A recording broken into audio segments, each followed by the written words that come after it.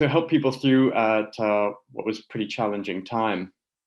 And like a lot of other people, I got onto some Facebook groups and was trying to get some tips and perhaps share a few.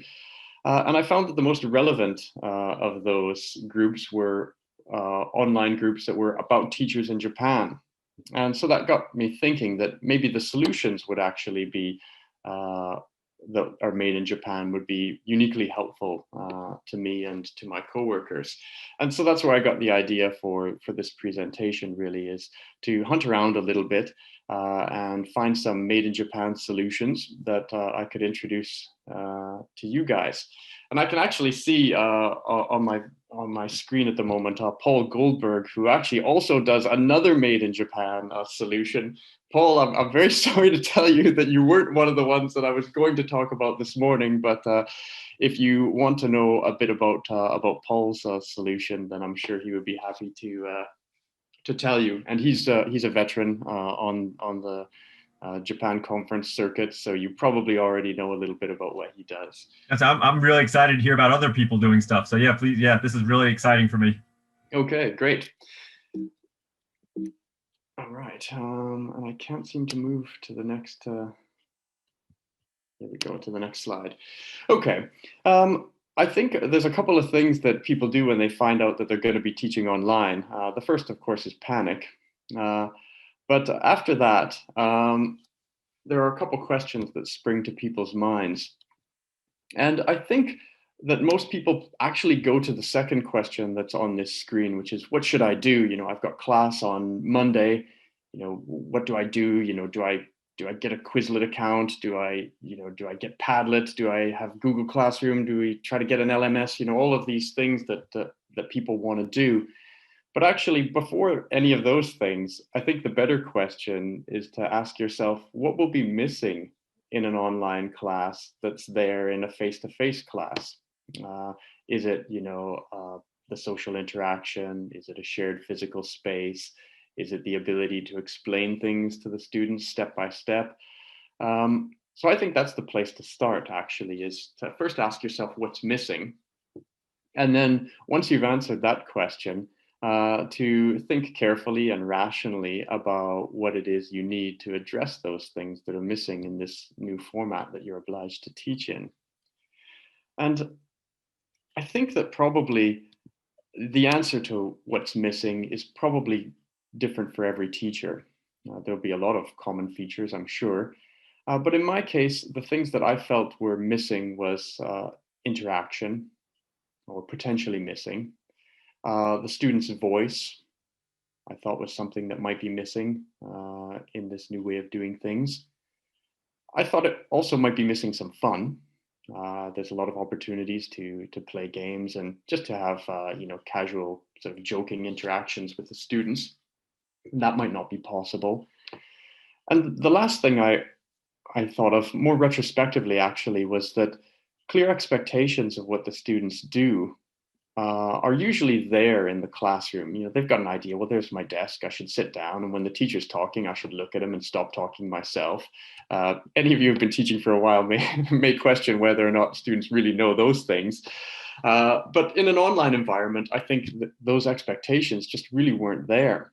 Things like punctuality, contributing, all of those things. Perhaps we thought that should be common sense, maybe weren't. And so some time had to be spent on setting clear expectations for what the students are meant to do. So those are the things that were on my list. And once I knew those things, then I could start to put together the tools that I thought I would need to do some effective online teaching. And so I'm going to get to the parts that probably you came here for, the different platforms. And so there's three solutions that I'm going to introduce today. The first one is called Record MP3 Online, which pretty much does what it says on the tin. There's no, in fact, the URL is recordmp3online.com, so that should also be easy. You might want to download my slides, but you might not need to. The second, sorry, I should say a little bit about that. Of course, it helps you to record MP3s online. And so that's a way of collecting, oral responses from the students, maybe to some kind of question or prompt that you've given them. The second is something that addresses one of the points that I talked about on the last screen, which is fun. And it's called LingoLab.Live. Again, helpfully, the URL is LingoLabs.Live. So that's an easy one to remember as well. And that's a sort of a quiz, live quiz type platform where the students can very easily get on. Okay, someone's very helpfully. In fact, now I'm happy to say that the person who's responsible for Lingo Labs is here. Oh, sorry, and he's actually corrected me. He says there's no S. So even that very simple thing I've managed to get wrong. LingoLab.Live. Thank you very much, Oliver Rose, who is the person responsible for LingoLab. No S. And the last one I'm going to talk about is Teacher Tools, which is a 4 skills platform, reading, writing, speaking, listening, something that's much closer to an entire solution for online teaching, a sort of mini or learning management system light, perhaps. And all of these, I think, found a niche in my teaching in the last year. Have been really helpful, and I would like to introduce them to you. So I'm just going to do that one at a time. And if you do have any questions, feel free to write them in the chat. And I will also try to end a little bit early if I can, and we can take some questions that way. Okay, so I think that there's not a lot of mystery involved in what the first platform does. It helps you to collect oral responses from the students.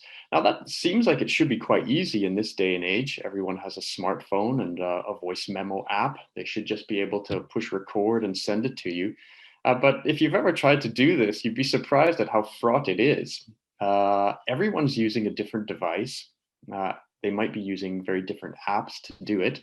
If a student has an iPhone, they might be inadvertently creating very, very big WAV files that then can't be emailed to you because they go over the attachment size. Or you might find that you've got some sort of file that you can't play back on your own device.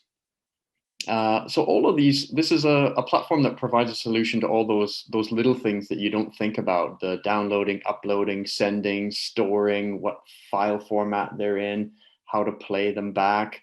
And I didn't mention it on here, but probably the most irritating of all these things is inappropriate labeling or lack of labeling on the files that the students give you. You might tell them, like, put your name or student number as the file name, but you end up with all of these files, with random names, and you don't know who they belong to.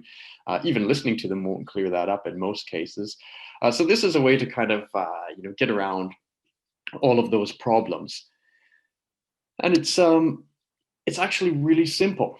That's the one thing that I wanted to highlight about all of these things. All 3 of these platforms that I'm going to be discussing are ones that don't require the students to register or log in any way. There's no passwords to get lost. There's really very few places for the students to go wrong. So all that a teacher needs to do, a student doesn't need to do this. A teacher just needs to go to recordmp3online.com and create an account. That's a very simple automatic process. You can do it with Google or Microsoft, or I think Facebook as well. That's all done in just a couple minutes. You get a confirmation email, and once you've clicked it, you're ready to go. And that will create a little area for you, a folder. And it's very simple. It just has an explanatory video and a button that says Get Public Link. And clicking that Get Public Link button will provide a unique URL for your recorder and your folder. So once you get that URL, you just send it to students, and they click on it. And when they do, a little pop-up recorder comes. There's a little field for them to write their student ID and a field for them to write their name. And then they just push the record button and start speaking. When they're done, there's an upload button, and that's it. The student doesn't have to attach it to anything, download it, or save it in any way. It goes directly into the teacher's folder. And so a teacher returns to Record MP3 Online, goes into their folder, and they'll see the audio files there. with the names, the student numbers, if they've managed to input them correctly. There's a little timestamp to show that it's been turned in on time if a deadline is important. So basically, it can be handled completely by email, or if you have a learning management system, you could perhaps use that. But this is a solution actually for people who don't really have that kind of support. So perhaps in an email, you would explain to the students what you wanted them to do and give them this link. And it's also possible to change your link, your folder link. There's a button to help you regenerate it. If you don't want the same one floating around for a long time, you can regenerate it and share that with students, so that you don't have former students accidentally putting recordings, or perhaps deliberately putting recordings into your folder. So that's it. And I've included a little link here at the bottom to a video that explains it probably better than I can. But I'll move along to the next platform. I did manage to spell it right on this slide, thankfully. LingoLab.Live. And I think this is something that's quite fun to do in the classrooms. And for the last couple of months, I've been using this as the first thing that I do with my students. Well, not the first thing. I say hello to them and tell them to unmute or to mute themselves and turn on their cameras and all the other things that I'm used to saying to them. But then we do a couple of these games, and it's very simple. Again, the students don't need to do anything.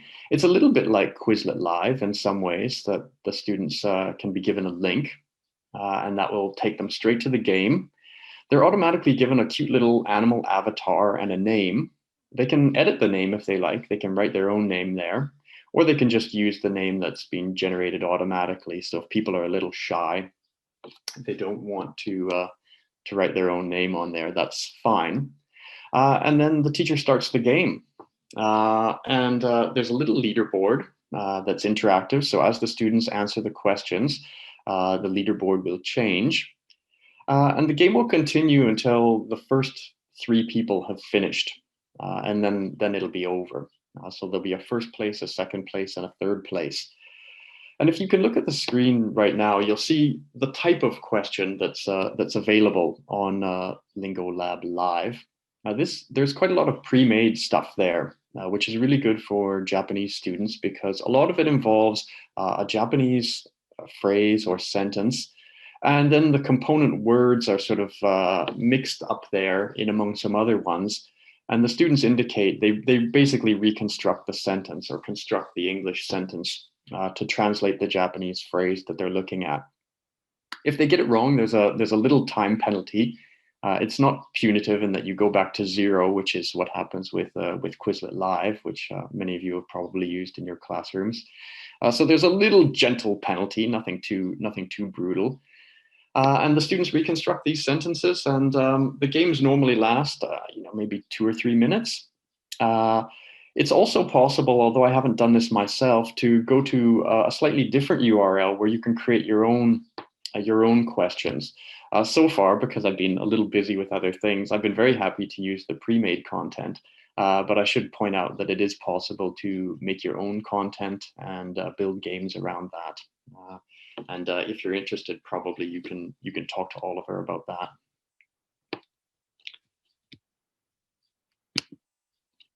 So getting started is very easy. You just go to LingoLab.Live. I did spell it right there. You select some content. You can tick or untick individual questions that you want. I believe the default is to give the students 10 questions. That's fine. Sometimes I make it a bit shorter if I'm with low ability students. And then you just share the link with them. QR code is also possible. Thank you. I can see that Oliver has amplified a little bit what I said about being able to make your own stuff. He's written something in the chat there explaining where to go. I've also included a link here to a demo video that's available that explains the process, perhaps in a little bit more detail. Okay. In order to leave some time for some questions, maybe I'll go to the last of the platforms, which maybe takes a little bit longer to explain. And then we'll have time, hopefully, for some questions. The last of the three is a platform called Teacher Tools, and I've grabbed a logo and a screenshot off the website.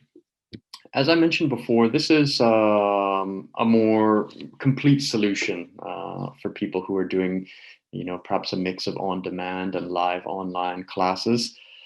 It's, as I said before, perhaps an LMS light, where teachers can give assignments. They can most of the assignments, in fact, all of them are capable of being auto-graded. So there's a grade book there. There's also the possibility for 3 of the assignment types for the teacher to manually grade if they wish. Those are audio recording, video recording, and the written report. All of those, the teacher can go in, they can write comments, they can record comments or feedback, either audio or video. So I think that's quite nice, and the link to that can be emailed directly back to the students. So it's more of a complete solution. As I mentioned before, it's designed to cover all of the major skills: listening, reading, writing, and speaking.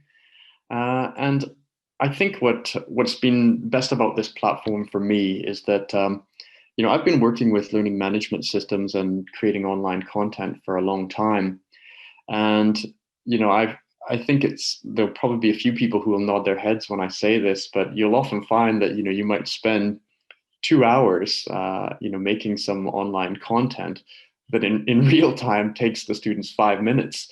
And when you do a little bit of math, which I'm not very good at, and you figure out if you have to spend an hour to 2 hours for every 5 minutes of classroom time that you're gonna burn through, that's a lot of teacher time. That's a huge amount of effort.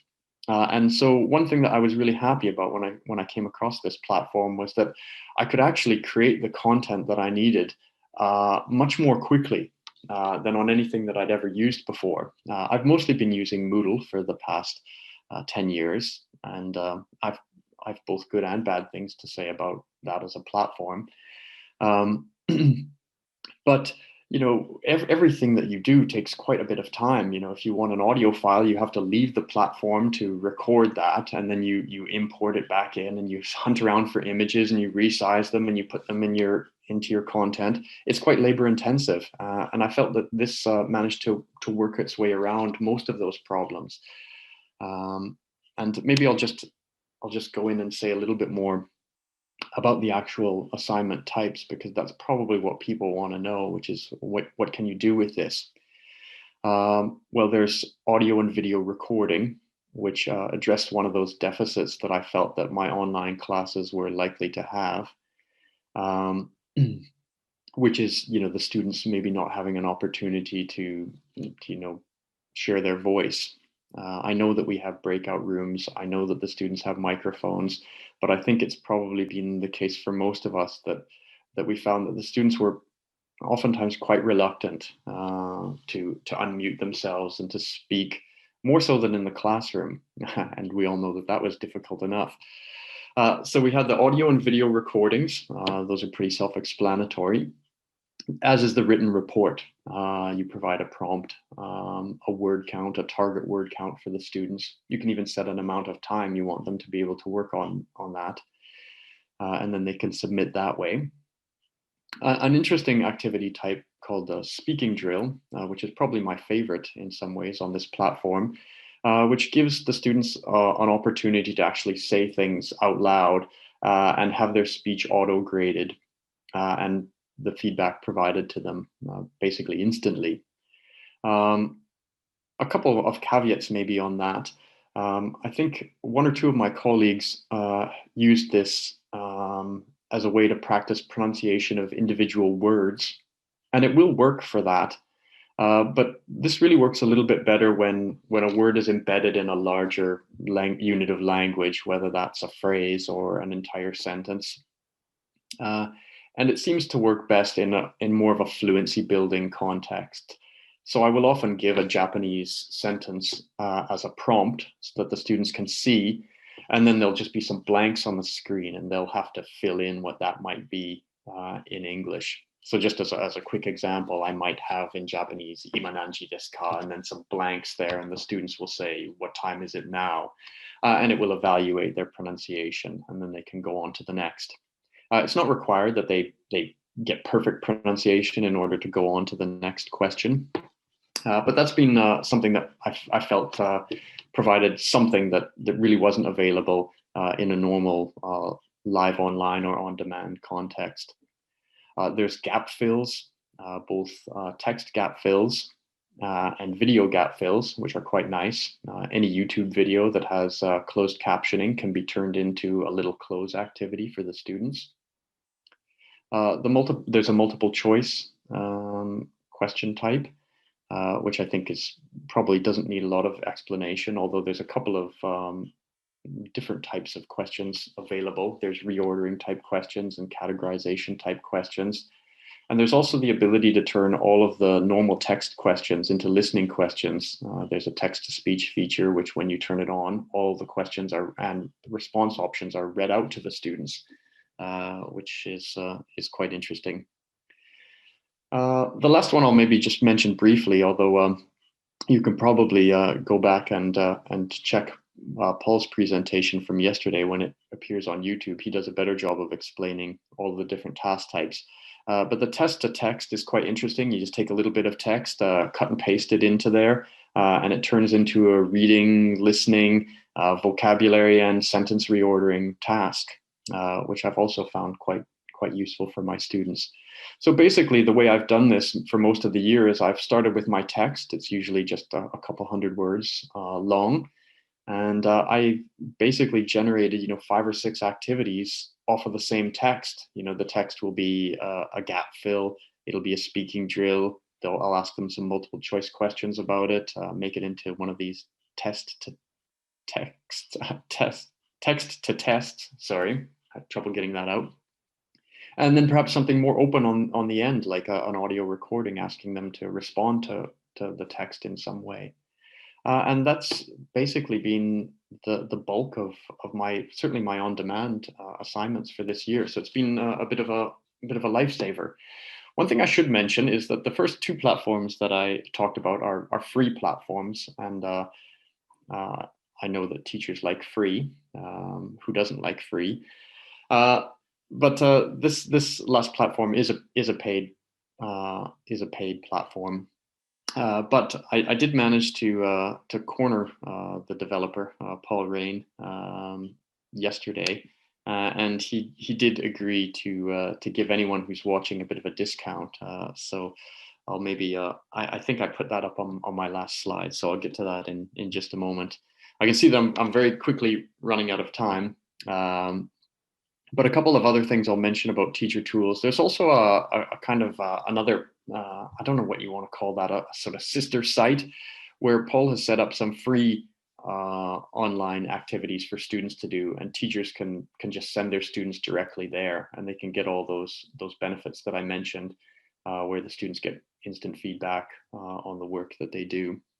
The results don't come back to the teacher. You would need an account in order to do that. But if you do have an account, you can browse that site, and anything that you like, you can pull it into your own assignments. And I believe that's learn-english.org. There's also lots of tutorial videos for this, which is really helpful. It's an easy to use platform to start with, but the tutorial videos certainly make it a little bit more user-friendly for teachers who are just beginning. It costs the same as my Spotify. And I do love Spotify, but it hasn't saved me nearly as much time as this site has. And if my wife limits my spending money, and I have to make a tough decision between Spotify and Teacher Tools, I'll probably stick with Teacher Tools because it buys me a little bit more free time than Spotify does. Okay. So just to round it off, yeah, I can see Oliver's probably fiercely typing because I've screwed it up again. But but the links to these sites are recordmp3online.com, LingoLab.Live, and TeacherTools.Digital. So these are all really easy to remember. Oh yes, Paul Rain says 9 out of 10 wives endorse Teacher Tools. Okay, well that's good to know. All right, so and then right at the bottom there, that's what Paul was willing to share. I believe that's a 20% discount on his service, but maybe it might be limited time only. I'm not sure. That's right. It's valid until the end of this month, and the first 25 redeemers. So. Oh, okay, all right. So yeah, you get your discount on quickly. Okay, well, thanks for adding that, Paul, and thank you for the discount. I'm sure anyone who takes you up on it will be happy they did. Yeah, that's what I've got. But we've got a few minutes left, I think. 2. Yeah, thank you so much, Elton. Is there, we still have like a few more minutes. So like, would anyone, I think he can take like a couple questions, like would anyone would like to ask him something like directly, and then please put your hand, like, if you can put your little hands up sign, and then like I can see we've got someone. Yep.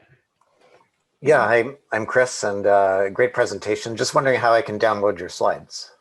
Oh, okay. Well, I did create a PDF, and I made it available as an asset on this one, so you can grab them from there. The one thing that might be missing is that discount code that Paul gave, but perhaps he can paste that into the chat as well, because I just got that this morning. So.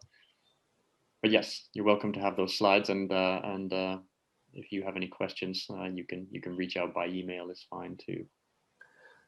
I'll maybe just write that into the chat. Okay, thank you. Right, another person. There's like 2 Christopher or Chris, like both like put in the hand. Like Chris, you finished. I'm finished. So the other Chris. Yeah. Other Chris, please. Yeah, no problem. Thanks for your presentation, Elton. I have a quick question about LingoLab. What advantages does it have over things like QuizletLive? I know you've probably used QuizletLive with your classes before. What are the more robust advantages to LingoLab compared to QuizletLive? It's got better music. I think it's a different kind of task. When I use QuizletLive, I usually have sentences, like the students have studied words, and then I'll have a different set where I'll have the target word missing from a sentence, and then the students read the sentence and they have to choose one of the words they studied, and that does work quite well. So I do like that.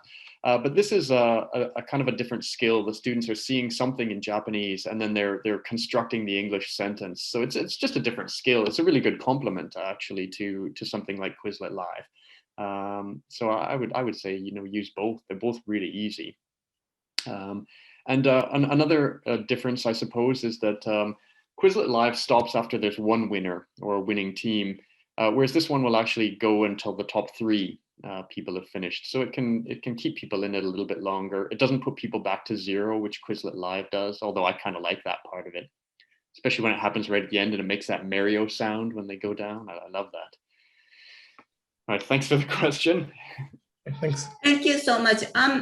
Unfortunately, we're running out of the time. So maybe, Elton, would you like to put down your email address on the chat so that if anyone would like to contact you directly, maybe they'll at least have your email address or like some kind of contact. Okay, sure. I think I sent that as a direct message accidentally. Okay, yes, I'll send that to everyone then.